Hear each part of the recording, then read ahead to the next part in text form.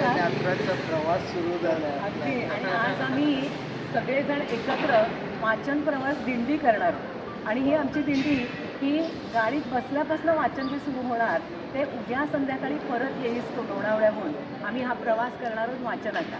आणि याचं कारण मुख्य या दिंडीचं असं आहे की हे जे पुस्तक आहे हे डिंपल प्रकाशन अशोक मुळे आणि मिसेस मुळे आज हजर आहेत. त्यानंतर याचे जे उत्सव मूर्ती चिटणीस सर अशोक चिटणीस सर ज्यांनी हे पुस्तक लिहिलं आहे त्याविषयी काय पुस्तक थोडक्यात ते सांगतीलच.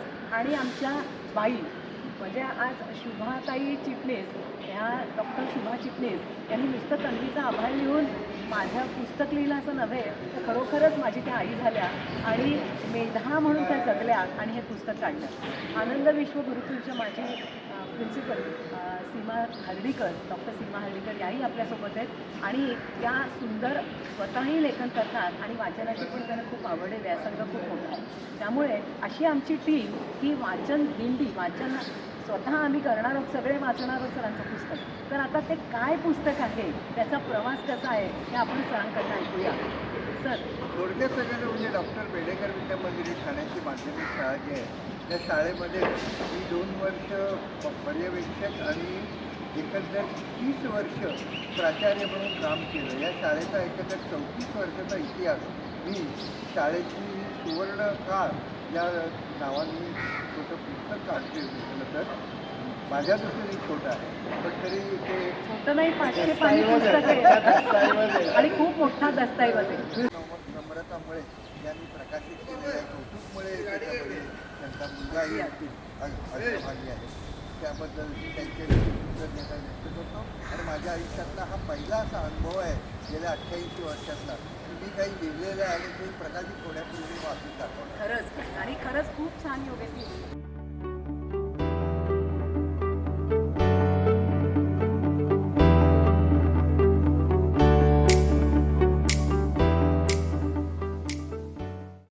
नमस्कार. आज आपण लोणावळ्याला आपल्या छोट्याशा घरी इथे खास जमलोय तर सरांनी चिटणीस सरांनी लिहिलेलं पुस्तक वाचायला. अजून ती प्रत म्हणजे त्याला काय म्हणायचं कच्ची प्रत ना काय म्हणायचं हस्तलिखित वाचायला.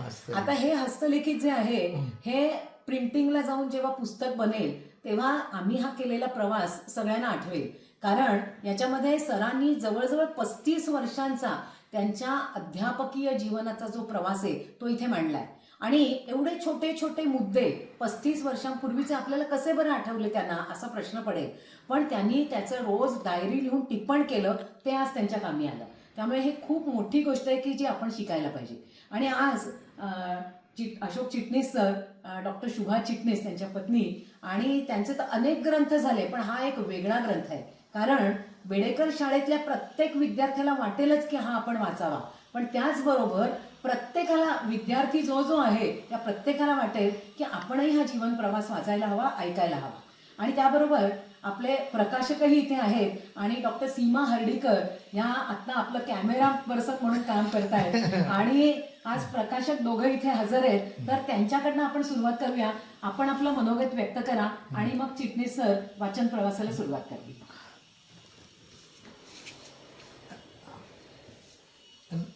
नमस्कार. आज फार सुंदर योग आणलाय मेधाताईने की आम्हाला एक सहल पण घडवले लोणावळ्याची आणि ह्या चांगल्या वातावरणात इतकं सुंदर वातावरण आहे आणि त्यांचं ही वास्तूही इतकी प्रसन्न आणि पांढरी शुभ्र आहे की ते संपूर्ण आमचं हे जीवनच उजळून टाकेल असं आहे. आज मला फार आनंद होतोय की माझे ज्येष्ठ आदरणीय मित्र आणि लेखक अशोक चिटणीस आणि शुभा चिटणीस हे आमचे लेखक आहेत. आणि अशोक चिटणीस सरांनी त्यांच्या शाळेचा प्रवास जो 35 वर्षाचा जो दस्तऐवज आहे जो संपूर्ण त्यांच्या कालखंडात घडलेला संपूर्ण त्यांनी ती वास्तू उभी करताना तिकडलं अध्यापन करताना जे जे काही अनुभव आहेत ते कसे काय मांडलेत हे आम्हाला उत्सुकता आहे. आम्हाला सर्वांनाच उत्सुकता आहे की त्यांनी काय लिहिलं आहे का. आता मेधाताईंनी सांगितलं की त्यांनी टिपण वही केली होती, हे केले होते. पण टिपण वहीपेक्षाही टिपणापायी नोंद ही नुसती तलकाला असतात, आठवणी पण त्या असतात. आठवणी असतात, ते तपशील नसतात. पण खरंय. तपशील असणं हे लेखकाची ताकद असते खरंच. आणि लेखकाचं तो क्रिएशनचा भाग. यशस्वी पुरुषाच्या मागे एक स्त्री असते, त्यामुळे त्या स्त्रीशिवाय पुस्तक वाचन होणारच नाही. बाई, सरांना शुभेच्छा द्या पुस्तक वाचनासाठी. हळद लावते किंचित, हा, कुंकू लावते ठसठशीत. क्या बात. ते माझं भाग्य. वा. माझा जीवन सहचर अशोक चिटणीस यांचा हा प्रवास आहे. त्यांची मी जवळून जरी सहप्रवासिनी असली तरी तो प्रवास ते कसा उलगडतायत तो ऐकायला मी आपल्याबरोबर सगळ्यांबरोबर उत्सुक आहे. म्हणून मी आपल्या सगळ्यांना धन्यवाद देते, शुभेच्छा देते लेखकाला आणि स्वतःला फार फार भाग्यवान समजते. वा. हा, क्या बात. सुंदर. आज आम्ही इकडे लोणावळ्याला डॉक्टर मेधा मेंदळे यांच्या फार्म हाऊसवर बसून या पुस्तकाचं श्री अशोक चिटणीस सरांनी जे एक सुंदर पुस्तक लिहिलं आहे त्यांचा बेडेकर शाळेतला पूर्ण 35 वर्षाचा प्रवास जो इथे उलगडणार आहे आज.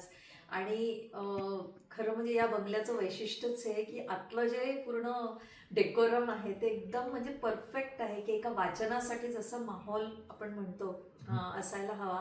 तर याच्यामध्ये इतकं सुंदर वाचन होणार आहे. पुढचे आम्हाला असं वाटतं की पुढचे 24 तास हे चालेलच, कारण 600-500 पानाचं पुस्तक आहे.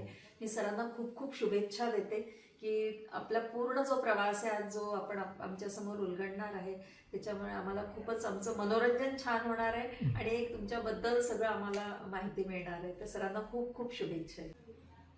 1962 साली मी ठाण्याच्या विद्याप्रसारक मंडळाच्या डॉक्टर बेडेकर विद्यामंदिरात शिक्षक म्हणून सेवेला सुरुवात केली आणि 29 फेब्रुवारी 1996 रोजी मी निवृत्त झालो. या 34 वर्षातील शिक्षक, पर्यवेक्षक आणि 30 वर्षाचा मुख्याध्यापकाचा काळ हा असंख्य घटनांनी भरलेला आहे. शून्यातून डॉक्टर बेडेकर विद्यामंदिर ही शाळा महाराष्ट्रात अतिशय नामवंत झाली अनेकांच्या सहकार्यामुळे. विद्याप्रसारक मंडळाचे सर्व कार्यकारिणीचे सदस्य, मुख्यतः अध्यक्ष डॉक्टर बेडेकर, वाना बेडेकर, कार्याध्यक्ष गुणाकर जोशी, सर्व शिक्षक, सर्व विद्यार्थी, त्यांचे पालक या सर्वांच्या सहकार्यामुळे या शाळेला खूप नावलौकिक मिळाला. या 34 वर्षामध्ये मी जी काही टिपणं केली किंवा शाळेचा जो वार्षिक अंक काढला गेला पारिजातक म्हणून, त्याच्या आधाराने मी शाळेच्या 34 वर्षांतील सोनेरी दिवस या नावाने हे पुस्तक आता प्रकाशित करीत आहे. महाराष्ट्रातील नामवंत प्रकाशक श्री अशोक मळे, सौभाग्यवती नम्रता मळे, त्यांचा सुपुत्र कौतुक मळे यांच्या सहकार्याने डिंपल प्रकाशनतर्फे, पब्लिकेशनतर्फे हे पुस्तक प्रकाशित होते. हे माझं भाग्य मी मानतो. कथा, कादंबरी, निबंध, चरित्र, आत्मचरित्र अशा अनेक वाङ्मय प्रकारांचं लेखन मी गेले जवळजवळ 50-60 वर्ष केलं. 40-42 पुस्तकं लिहिली. पण हे पुस्तक आहे हे वेगळ्या स्वरूपाचं आहे. विविध प्रकारचे अनुभव आहेत. शाळा कशी घडली, शाळा कशी घडवली गेली, शाळेला यश कसं मिळालं, का मिळालं, कोणते उपक्रम केले, कोणती माणसं भेटली, त्या माणसांचं व्यक्तिमत्वाचा अनेक ठिकाणी थोडक्यात परिचय या पुस्तकातून मी करून दिलेला आहे. त्यामुळे ह्या पुस्तकामध्ये अगदी केवळ अहवाल, कोरडा अहवाल किंवा रिपोर्ट असा भाग नाही, पण तो एक भाग आहे. आणि एकूण सगळी ही 34 वर्ष जी आहेत, ही 34 वर्ष किंवा 35 वर्ष ही माझ्या आयुष्यामधल्या एक तृतीयांश आयुष्याचा काळ व्यापणारी म्हटली तर ही एक त्या 35 वर्षांची आत्मकथाच आहे. पण तरी सुद्धा हे आत्मचरित्र नाही, कारण माझं आत्मचरित्र वेगळं होईल आणि ते वेगळ्या पद्धतीने येईल. ह्या पुस्तकामधून अहवालाचा थोडासा भाग येईल किंवा बराचसा भाग येईल, पण तो कंटाळवाणा होऊ नये, ऐकत राहावासा वाटावा, वाचनीय व्हावा असा प्रयत्न लेखक म्हणून मी करण्याचा प्रयत्न केलेला आहे. आपल्याला तो कसा वाटतो पहा. एकंदर 38 प्रकरणात हे मी पुस्तक लिहिलेलं आहे. पहिल्या प्रकरणाचं शीर्षक आहे एसटी सोडली आणि शाळा पकडली. 1955 साली मार्चमध्ये शालांत परीक्षा ठाण्याच्या मोह विद्यालयातनं उत्तीर्ण झाल्यानंतर मी मुंबईतील माटुंगेच्या रिया महाविद्यालयातील कला विभागात प्रवेश घेतला. सर्वांना अभिवादन करून मी पुढचं प्रकरण सुरू. अरे वा. नव्या वर्षाचा प्रारंभ होण्यापूर्वीच एप्रिल 1971 मध्ये मी डॉक्टर वाना बेडेकर यांच्या अध्यक्षतेखाली इयत्ता 4च्या विद्यार्थ्यांच्या पालकांची सभा प्राथमिक शाळेच्या मुख्याध्यापिका व शिक्षक वर्ग यांच्या सहकार्याने संयोजित केली होती. संस्थेच्या धोरणानुसार डॉक्टर बेडेकर विद्या मंदिराच्या 4थीच्या वर्गातून उत्तीर्ण होणाऱ्या सर्व विद्यार्थ्यांना माध्यमिक शाळेच्या इयत्ता 5वीत प्रवेश दिला जात असे. माध्यमिक शाळेत अपेक्षित संख्येपेक्षा 50-100 विद्यार्थी अधिक संख्येने स्वीकारावे लागत. शाळेबाहेरील कोणत्याही मुलांना आमच्या माध्यमिक शाळेत इच्छा असूनही मला प्रवेश देण्याची फारशी संधी लाभली नाही. म्हणूनच प्राथमिक शाळेतील 4थीच्या विद्यार्थ्यांच्या पालकांना मी सभा घेऊन माध्यमिक शाळेतील आमचे विविध उपक्रम, शाळेची कार्यपद्धती आणि विद्यार्थी व त्यांच्या पालकांकडून असलेल्या अपेक्षा यांची कल्पना दिली. त्याचप्रमाणे या सभेपूर्वी 10वीच्या विद्यार्थ्यांच्या पालकांची सभा फेब्रुवारी 1971 मध्ये घेऊन 11वीच्या दृष्टीने मार्गदर्शन केले. जे खोडलं असेल ते जाऊ दे. पान बघून पुढे जा.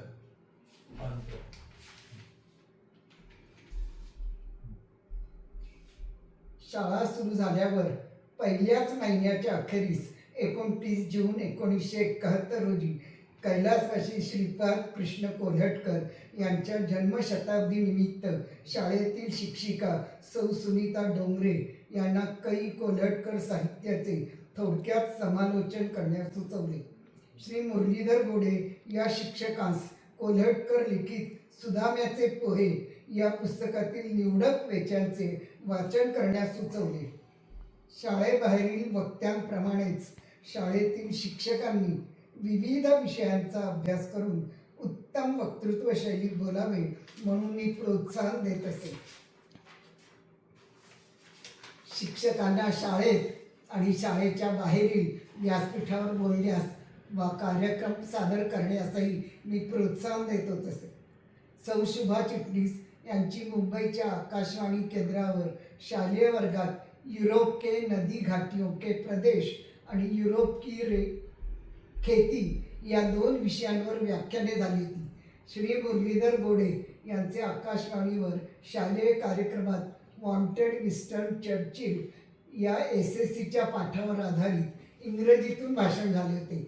सौ सुधा ओक आणि श्री अ.वी. सहस्त्रबुद्धे यांनी नवगणित व्याख्यानमालेत अन्य शाळांतील शिक्षकांसाठी माहितीपूर्ण व्याख्याने दिली होती.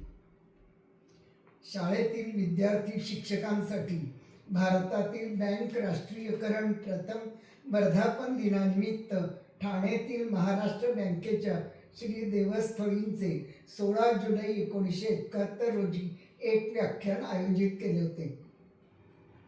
बँक अधिकाऱ्यांनाही बँकेचे व्यवहार या विषयावर भाषण देण्यास मी निमंत्रित केले होते. लोकमान्य टिळक पुण्यतिथीस सुप्रसिद्ध कवी शंकर वैद्य यांना निमंत्रित केले होते, तेव्हा एक नाट्यमय प्रसंग घडला. कवी प्रा. शंकर वैद्यांच्या हस्ते काही विद्यार्थी व शिक्षकांचा गौरव केला होता.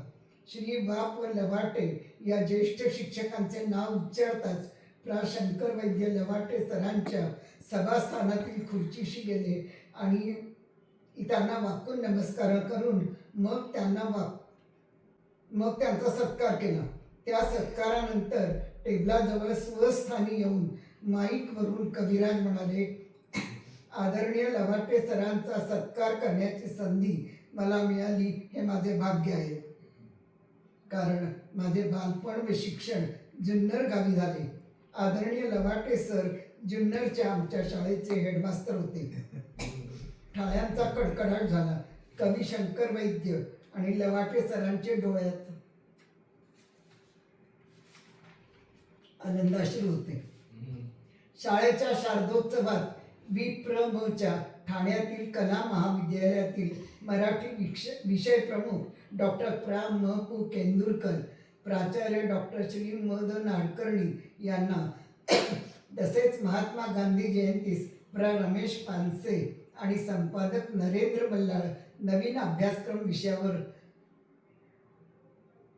बोलण्यास, प्रा. भा. गो. बापट महाराष्ट्रातील विनोद या विषयावर भाषण करण्यास डॉक्टर प्रा. स. ग. मालशे इत्यादींना निमंत्रित केले होते.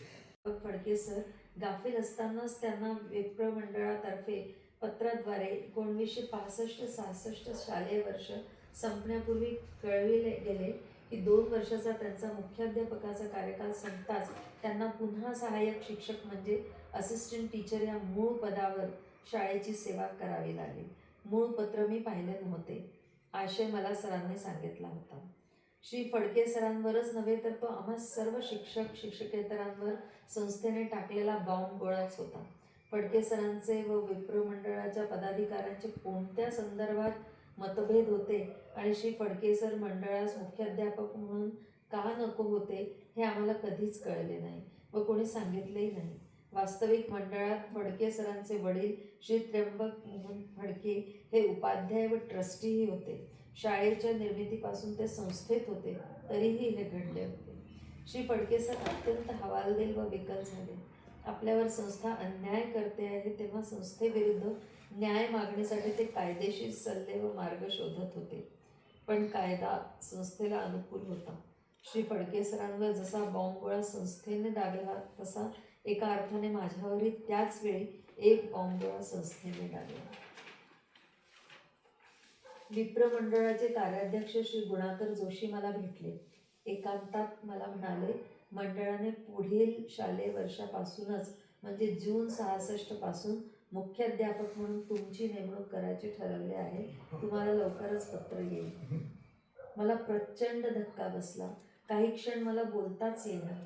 थोड्या वेळाने मी गुणकर जोशीला सांगितले, मी मुख्याध्यापक होणार नाही, मला या शाळेत राहायचं नाही. असं कसं म्हणता तुम्ही? संस्थेशी तुमचा 5 वर्षाचा करार आहे. 5 वर्षे शाळा सोडून तुम्हाला जाता येणार नाही. जायचंच असेल तर 5 दृष्टिकोनावर भर दिला. विरोधक शिक्षकांपैकी कुणाविषयी चुकून तक्रारवादा बोलणे टाळले. कमालीचा संयम परमेश्वर कृपेने राखला. पारिजातकच्या 68-69 वर्षातील अंकाच्या प्रमुख संपादक म्हणून नव्याने शाळेत आलेल्या सौ शोभना दाते यांची नियुक्ती केली. सौ शशिकला जोशी, सौ चोलबरे, सौ पद्मला पटवर्कर या ज्येष्ठ शिक्षिकांना आणि उत्साही तरुण श्री खरे यांना सहाय्यक संपादक म्हणून नियुक्त केले. विरोधकांच्या गटात असल्या नसल्यासारख्या सकारात्मक विचार करणाऱ्या ज्येष्ठ शिक्षकांवर जबाबदारीची कामे मी सोपवून त्यांना आदरपूर्वक वागवत होतो. शुभदा दाते सभेत व्यासपीठावर बोलायला प्रथम घाबरत होत्या, पण त्यांच्यासारख्या वाणीवर आणि भाषेवर प्रभुत्व असणाऱ्या शिक्षिकांना हेरून मी प्रोत्साहन, मार्गदर्शन आणि संधी दिल्या. कधी आग्रहाने व काहीशा बळजबरीने सभेत बोलायला लावले. सौ दाते पुढील काळात एक नामवंत वक्त्या म्हणून, समाजसेविका आणि विद्यार्थीप्रिय शिक्षिका म्हणून लौकिक प्राप्त ठरल्या. संस्कृतमधून पुण्यात बालगंधर्व नाट्यगृहात साक्षात श्री शंकराचार्यांसमोर त्यांनी संस्कृतमधून व्याख्यान दिले. या पुस्तकात वाचनाच्या प्रवासाच्या शेवटाकडे आलेलो. 38 पैकी हे 37वे प्रकरण आहे. 1994-95 मी तुमच्याकडे गुडविल मागतोय. जून 1994 मार्च 94 मधील शालांत परीक्षेचा निकाल जाहीर झाला. पुष्कर शेजवलकरने 92.14% गुण मिळवून गुणवत्ता यादीत 14वा क्रमांक मिळवला. शाळेचा निकाल 89% लागला होता.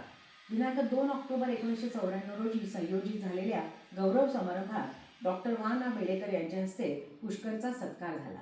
ठाण्याचे महापौर श्रीयुत अनंत तरे यांनी 25 जून 94 रोजी मला पत्र पाठवून पुष्करचे, माझे आणि सर्व शिक्षक वर्गाचे हार्दिक शुभेच्छांसह अभिनंदन केले होते.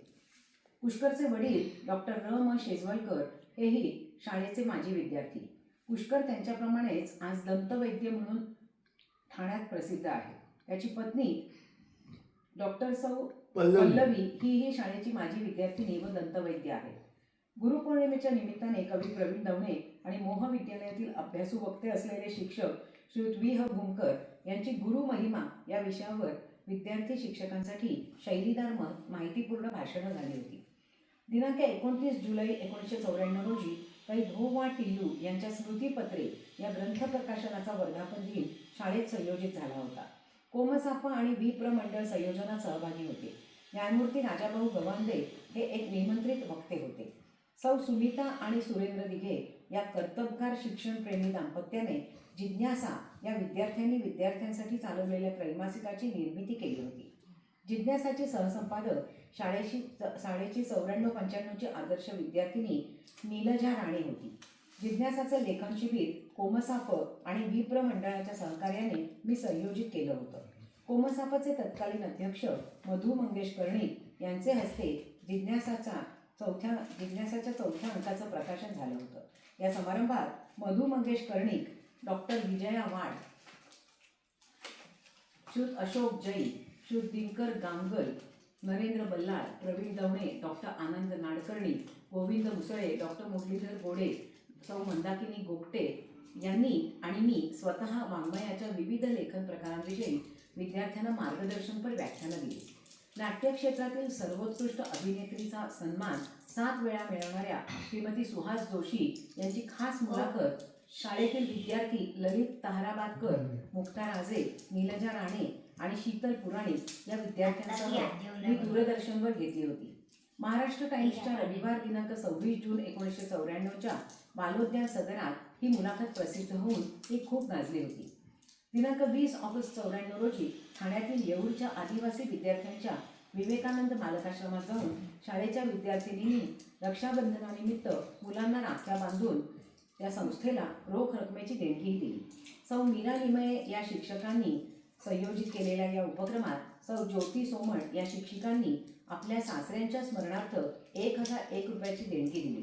अशाच प्रकारचा रक्षाबंधनाचा उपक्रम शाळेतील शिक्षक श्री सुहास साठे आणि शिक्षिका सौ सुलभा करपे यांनी ठाण्यातील जव्हेरी ठाणावाला या मूकबधिर विद्यार्थ्यांच्या शाळेत जाऊन केला होता. विशेष म्हणजे त्या शाळेच्या मुख्याध्यापिका डॉक्टर बेडेकर विद्यामंदिराच्या विजया जोशी या सौ विजया खडकीकर म्हणून त्यावेळी होत्या. आता त्या शाळेच्या निवृत्त मुख्याध्यापिका व विश्वस्त आहेत. शाळेतील 8वीच्या विद्यार्थ्यांनाही आपल्या शिक्षकांसह दादरच्या श्रीमती कला मेहता अंध विद्यालयास भेट देऊन रक्षाबंधनाचा कार्यक्रम केला आणि त्या संस्थेस 401 रुपयांची देणगीही दिली. केवळ आपल्याच शाळेत कार्यक्रम न करता अंध, मूकबधिर आणि आदिवासी मुलांच्या शाळेत जाऊन उपक्रम करणाऱ्या विद्यार्थ्यांच्या व्यक्तिमत्वात, मनात आणि हृदयात सहृदयता आणि करुणा, माणुसकी व दातृत्व या गुणांची नकळत पेरणी होत होती. प्रतिवर्षाप्रमाणेच 1994-95 या शालेय वर्षात शाळेचा गौरव समारंभ गडकरी रंगायतनमध्ये दिनांक 2 ऑक्टोबर 1994 रोजी भव्य व देखण्या स्वरूपात साजरा झाला. या वर्षीच्या समारंभात स्वातंत्र्यवीर माजी आमदार स्वतःचे कपडे स्वतः धुणे आणि जेवल्यानंतर आपली ताटवाटी, पेलाई, भांडी घासून पुसून ठेवणे मुलांना नव्याने शिकता आले. पहाटे उठणे, व्यायाम करणे, विविध खेळ खेळणे, व्याख्याने ऐकताना टिपणे काढणे, दैनंदिन लिहिणे, गोष्टी सांगणे, भाषणे करणे, पाहुण्यांचा परिचय करून देणं, सभेचं आणि कार्यक्रमाचं सूत्रसंचालन करणे, स्वच्छ सुस्पष्ट रेखीव अक्षरात वहीत आणि फलकावर लिहिणं इत्यादी अनेक गोष्टी मुले शिबिरात शिकली. 5वी ते 9वीची वेगवेगळ्या वयाची, जातीची, धर्माची मुलं एकोपाने राहत आणि आजारी मुलांची सेवा करायला शिकली.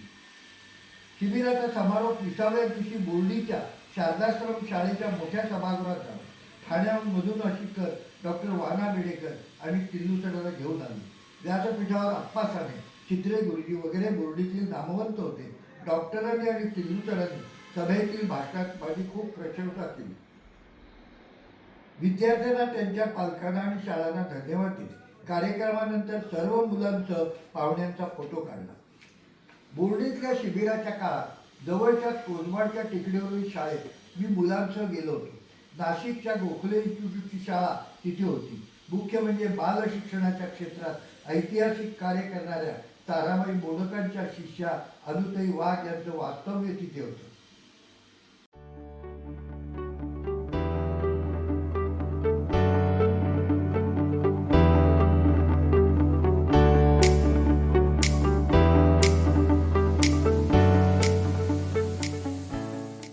मध्ये संयोजित करून तिचा सत्कार केला होता.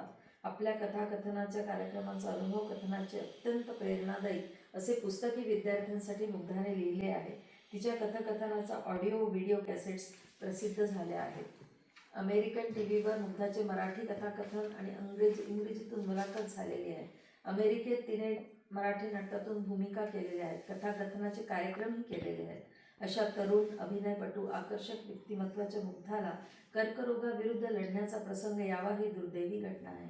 सो मुग्धा ही मुख्याध्यापक श्री अशोक चिटणीस आणि विप्र मंडळाच्या कला वाणिज्य महाविद्यालयातील हिंदी विभाग प्रमुख डॉक्टर शुभा चिटणीस यांची सुकन्या आहे. खरं तर कलावंत म्हणून मुग्धा ही आपल्या सर्वांचीच आहे. ती आपल्याच कुटुंबातील आहे. मुग्धाच्या शस्त्रक्रियेसाठी निधी उपलब्ध करून देण्यासाठी एक ट्रस्ट स्थापन झालेला आहे. डॉक्टर VN श्रीखंडे हे ट्रस्टचे अध्यक्ष आहेत.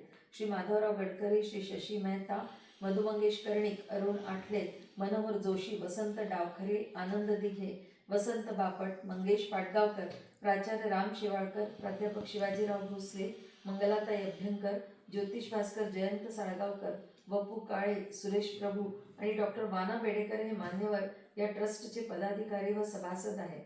अमेरिकेतील राजन गडकरी, दिलीप चित्रे आणि कॅनडातील डॉक्टर विजय ढवळे हेही या ट्रस्टचे सभासद आहेत. आपल्या सर्व विद्यार्थी, शिक्षक, शिक्षकेतर, प्राध्यापक, हितचिंतक, पत्रकार मित्रमंडळींना या पत्राद्वारे सौ मुग्धा चिटणीस घोडके हिच्या कॅन्सरवरील शस्त्रक्रियेसाठी लागणाऱ्या खर्चासाठी शक्य ती रक्कम रोख व चेकने शाळेच्या कार्यालयात भरणा करावी ही विनंती. डॉक्टर वाना बेडेकर, अध्यक्ष विद्याप्रसारक मंडळ, ठाणे. दिनांक 14 फेब्रुवारी 1995 रोजी. खरंच कौतुक आहे. एवढं त्यांनी निर्व्याज मनाने आवाहन करणं. दिनांक 14 फरवरी 1995 रोजी दैनिक लोकसत्तामधील चौफेर या सदरात संपादक माधव गडकरींनी मदतीचे आवाहन या शीर्षकाने पुढील स्पष्ट लिहिले होते. आपल्या कथाकथनाने श्रोत्यांना मंत्रमुग्ध करणारी मुग्धा चिटणीस दुर्धर अशा कर्करोगाने सध्या आजारी आहे. तीही अतिशय दूर अमेरिकेत. ठाण्याच्या बेडेकर विद्या मंदिरचे मुख्याध्यापक श्री अशोक चिटणीसांची ती कन्या. विवाहानंतर 1988 मध्ये ती अमेरिकेस गेली. मराठी साहित्याची ती उत्तम अभ्यासक. इतिहास विषय घेऊन BA ची पदवी परीक्षा ती पहिल्या वर्गात उत्तीर्ण झाली, पहिल्या क्रमांकाने. त्याच विषयात तिने MA ची परीक्षा पहिल्या वर्गात 3ऱ्या क्रमांकाने मिळवली. इतिहासाची ती अल्पकाळ प्राध्यापक बनली. श्री वपू काळे यांच्या मार्गदर्शनाखाली तिने कथाकथनाचे कार्यक्रम सुरू केले.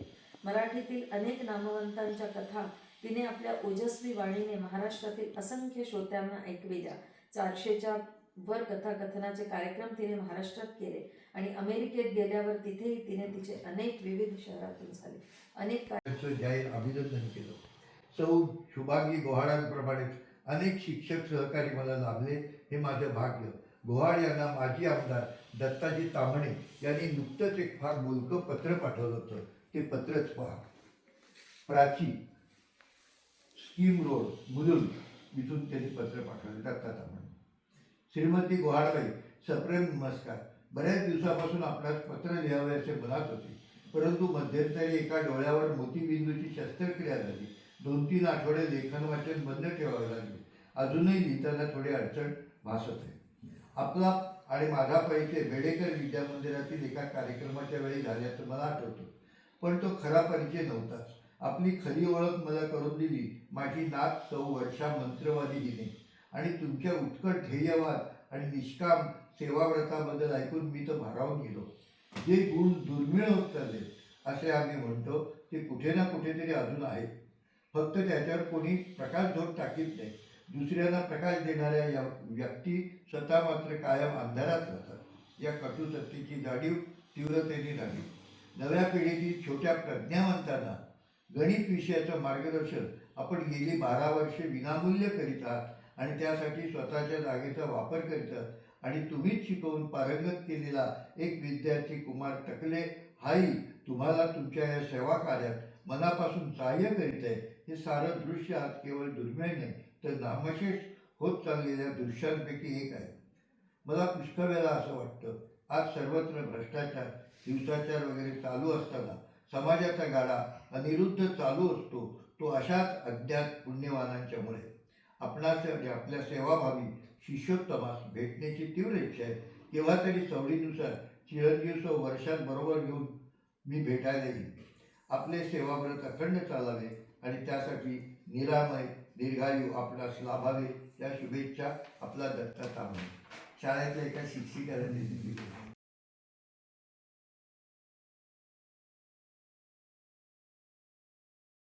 मीही ठाण्यात माझी मैत्रीण साधना अमृते हिच्याकडून शारदा एज्युकेशन सोसायटीची इंग्रजी मीडियम SSC बोर्ड शाळा घेतली आणि त्याचं उषा मेहेंदळे गुरुकुल सुरू केलं.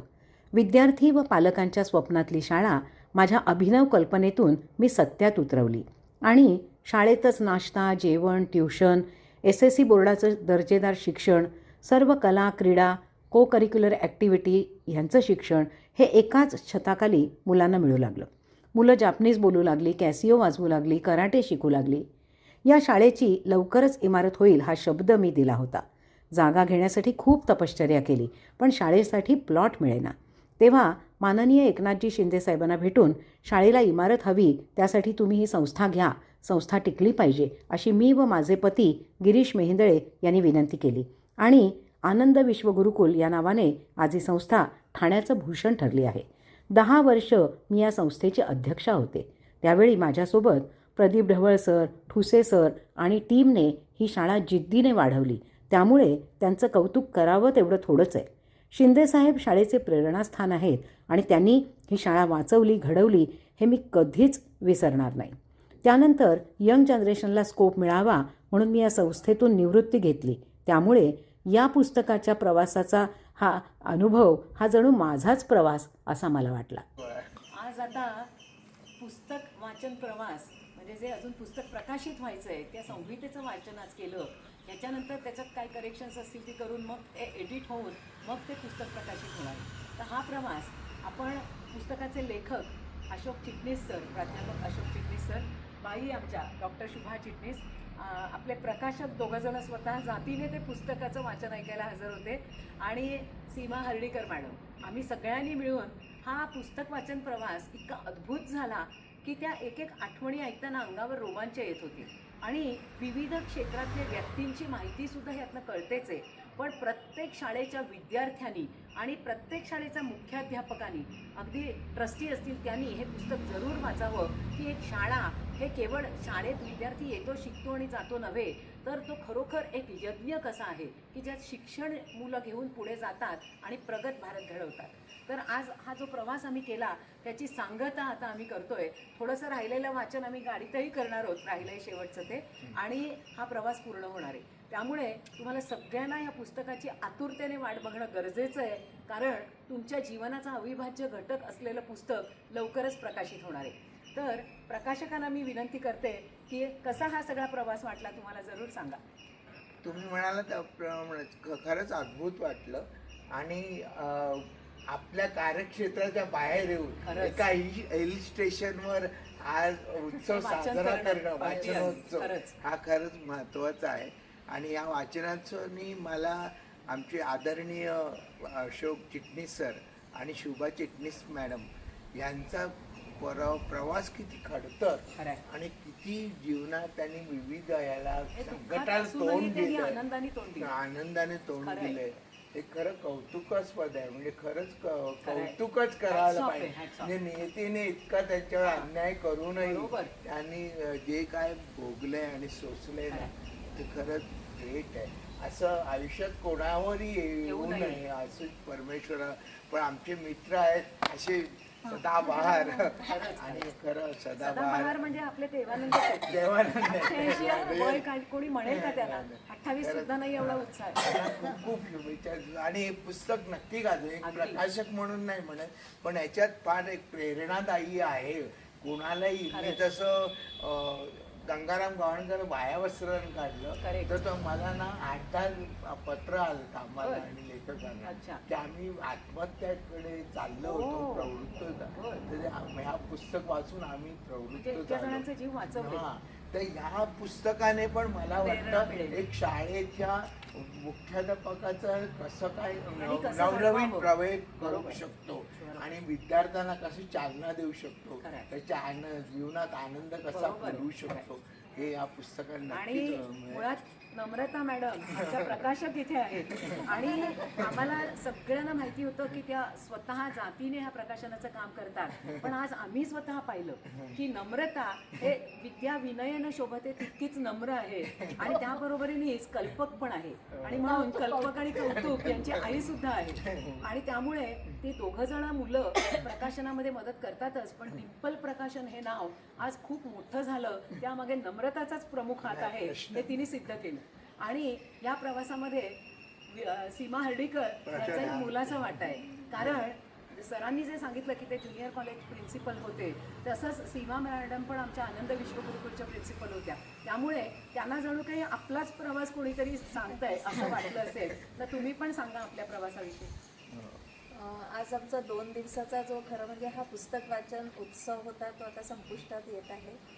आदरणीय अशोक चिटणीस सर यांनी लिहिलेलं पुस्तक त्यांच्या बेडेकर शाळेचे 35 वर्ष, ते जसं टायटल देणार आहे ते आता मी रिव्हील नाही करत, पण तरी ते वाजत गाजत आणि इतक्या लोकांना पुढे आणत जसं त्यांनी ते 35 वर्ष पूर्ण केले. म्हणजे स्वतःचा विकास तर होतोच, पण आपल्याबरोबर काम करणाऱ्याचे विद्यार्थी, शिक्षक, क्लार्क म्हणा किंवा इव्हन कर्मचारी, चतुर्थ कर्मचारीसुद्धा त्यांचं पण सुद्धा कसं त्यांना पुढे आणलं आणि त्यांना खूप एक छान आनंदमयी जीवन दिलं या 35 वर्षामध्ये. आणि तो सर्व प्रवास सरांनी या पुस्तकामध्ये लिहिलेला आहे. काही त्यांचे वैयक्तिक हे पण आहे, पारिवारिक प्रसंग पण त्याच्यामध्ये आहेत जे खरंच इतके प्रेरणादायी आहे. आणि मी सरांची अनेक पुस्तकं वाचलेले आहेत त्याच्यामुळे माहीतच होतं. पण हे पुस्तक विशेष सगळ्या शाळांच्या शिक्षक, मुख्याध्यापक, विद्यार्थ्यांसाठी खूप प्रेरणादायी ठरणार आहे.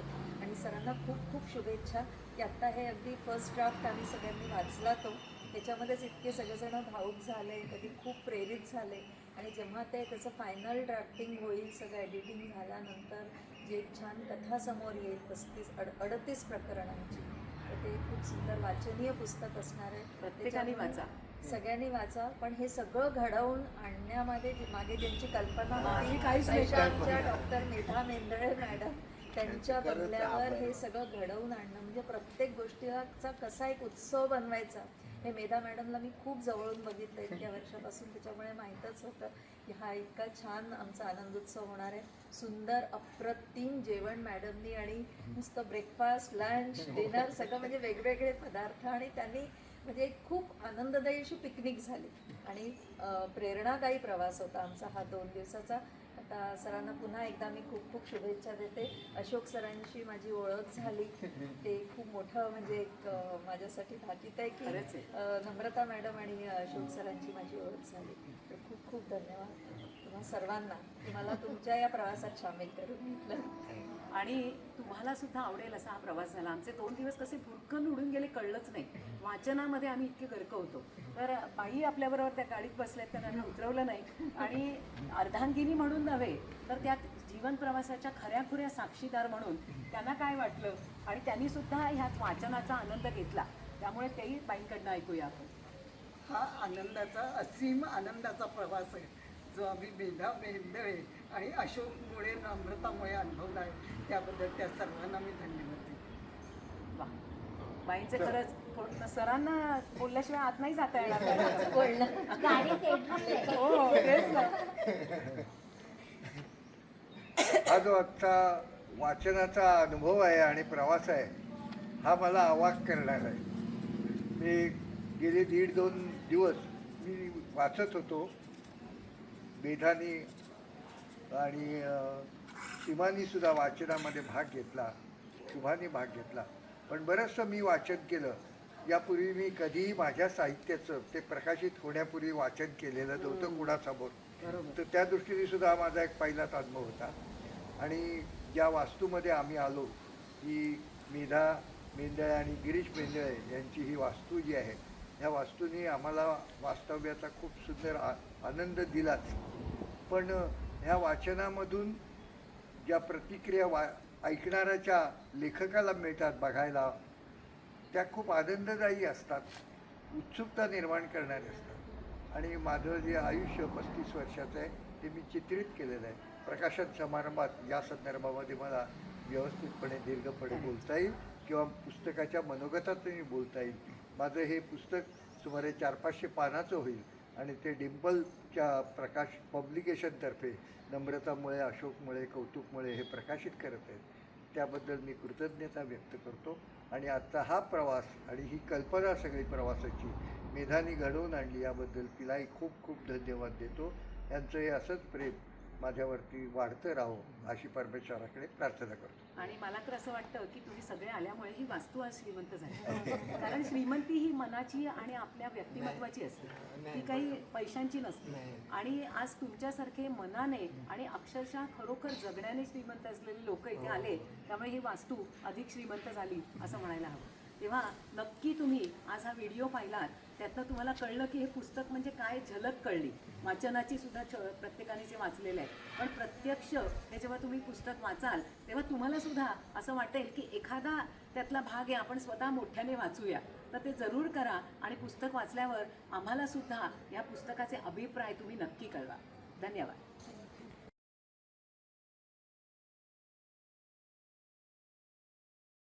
निरुपमा जोशी, मुक्ता शेवडे, मिताली मेटपावकर या विद्यार्थिनींचा गौरव माननीय श्री सुधीर जोशी यांच्या हस्ते केला गेला.